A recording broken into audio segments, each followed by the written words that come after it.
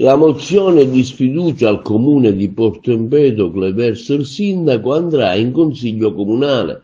Questo passaggio è reso possibile da un gesto che merita di essere riconosciuto pubblicamente. Ringraziamo il consigliere Giuseppe Grassonelli per aver scelto con coraggio e senso delle istituzioni di mettere Porto Empedocle davanti a tutto, senza logiche personali, senza convenienze, senza calcolo di posizione, in un tempo in cui molti preferiscono l'ambiguità e il rinvio. Questo è un atto di responsabilità verso la città.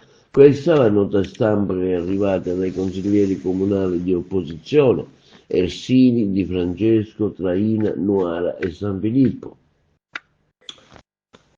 La verità è semplice, l'amministrazione ha fallito sul piano della programmazione finanziaria, sul rispetto delle scadenze, sulla capacità di garantire la normalità amministrativa per i consiglieri comunali di opposizione. Il fallimento non è astratto, è diventato vita quotidiana, servizi essenziali in stallo, pagamenti bloccati, famiglie lasciate nell'incertezza.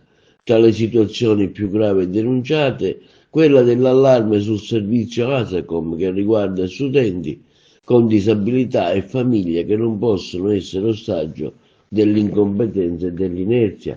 In questo contesto non esiste più alcuna prudenza politica possibile, non esistono più attese, non esistono alibi, esiste solo una domanda netta che riguarda ogni consigliere comunale: votare per consentire che continui questo disastro o votare per fermarlo.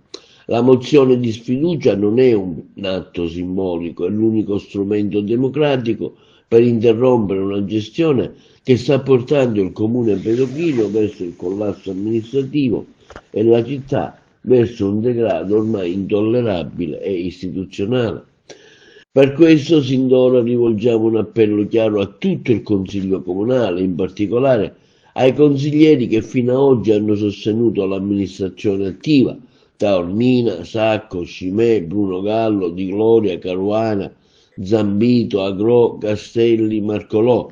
Quando la mozione arriverà in aula non basteranno dichiarazioni, distinguo, silenzi, servirà un voto e quel voto sarà una scelta tra Porto Empedocle e il potrarsi di un fallimento. Non si potrà più dire non si sapeva, non si potrà più dire che non era il momento è adesso ed è determinato dai fatti: scadenze mancate, conti fuori controllo, servizi che rischiano di saltare, una città ferma.